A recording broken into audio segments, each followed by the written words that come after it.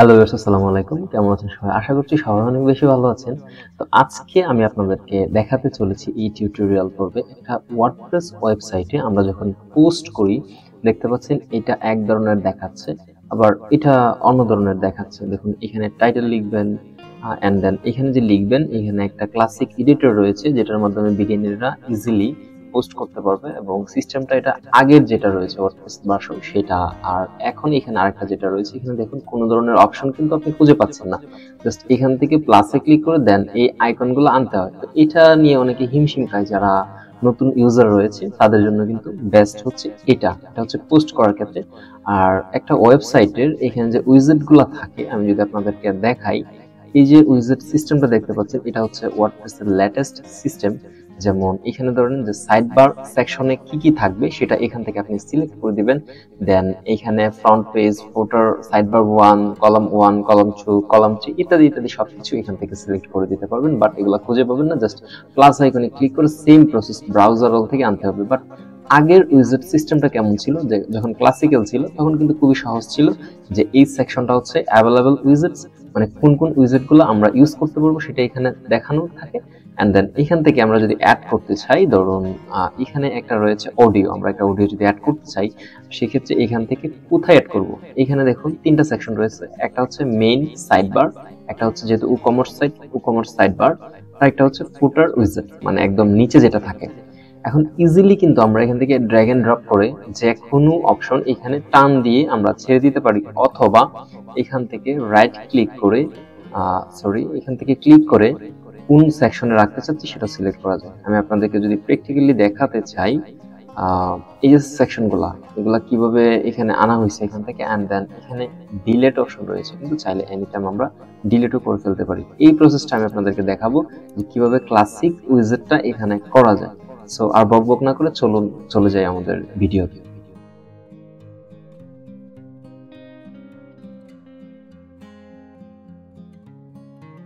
So চলে আসলাম ইন্ট্রোর পর। এখানে দেখতে পাচ্ছেন আমাদের ওয়ার্ডপ্রেস যে ড্যাশবোর্ডটা রয়েছে, এখান থেকে জাস্ট প্লাগইনে যাব and then add new click করার পর এখানে ফার্স্টে কোনো কিছু সার্চ করার আগে দুইটা প্লাগইন দেখতে পাবেন, মানে টপ ইউজড যে প্লাগইনগুলো রয়েছে এগুলোর মধ্যে সবচেয়ে অন্যতম হচ্ছে ক্লাসিক এডিটর, যেটা এখানে এই যে পোস্ট করার ক্ষেত্রে কাজ করে, সেটা আমি আপনাদেরকে দেখাচ্ছিলাম। আমরা এই সাইটটাকে সবগুলো ক্লাসিক করে দেখাবো, ইজিলি কিভাবে পোস্ট করা যায় এবং উইজেট গুলা কিভাবে সেটআপ করা যায় খুব ইজি ভাবে।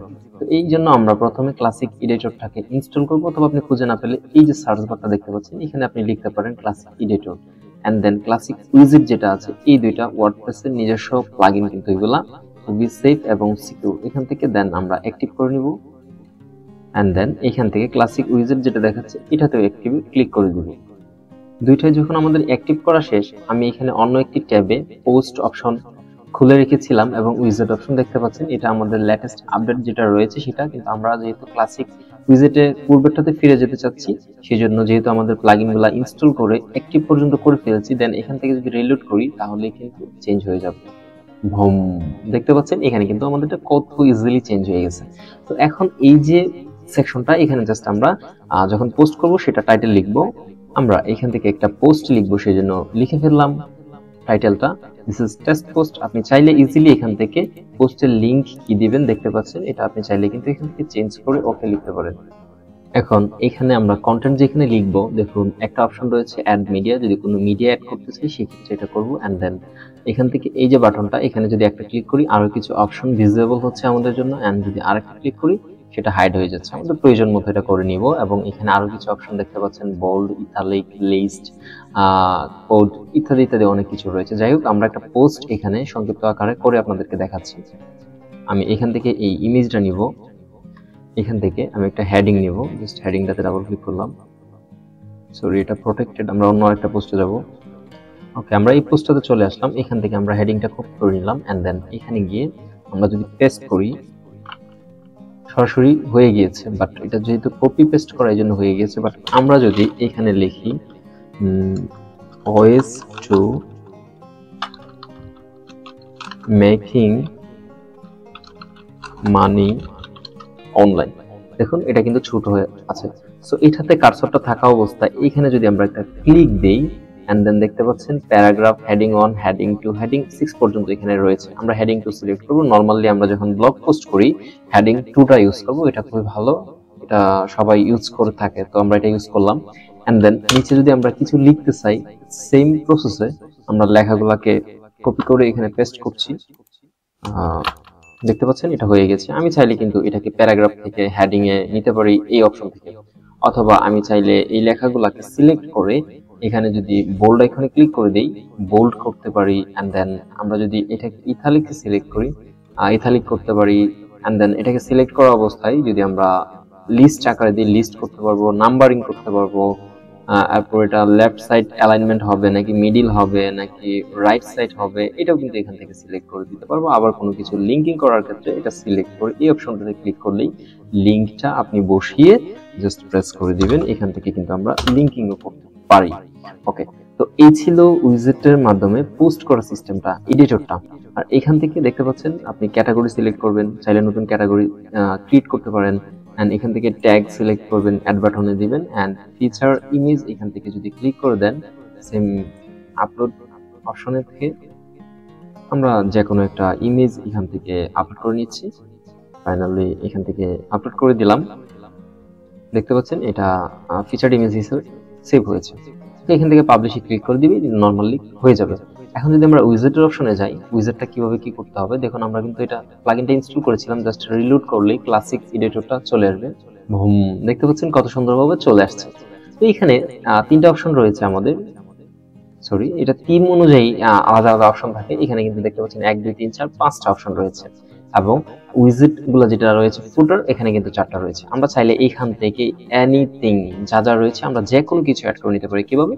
ধরুন এই যে সাইড বারটা রয়েছে, এই সাইড বারে এখন আপাতত কিছু ব্লগ দেওয়া আছে, এই ব্লগের ভিতরে কিন্তু কিছু নেই, জাস্ট একটা কোডিং করা HTML দাও, আমরা সবগুলো রিমুভ করে দেব।